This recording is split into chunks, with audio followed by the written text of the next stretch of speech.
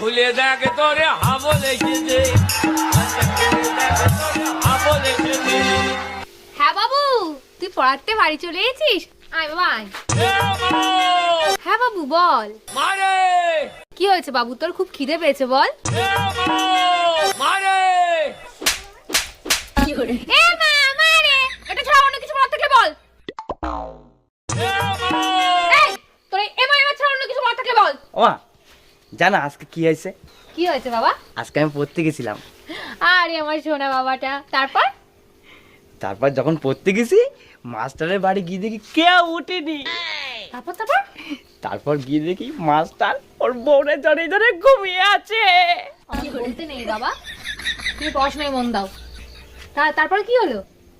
তারপরে মাস্টারের ঘরের সামনে গেলাম, গিয়ে বললাম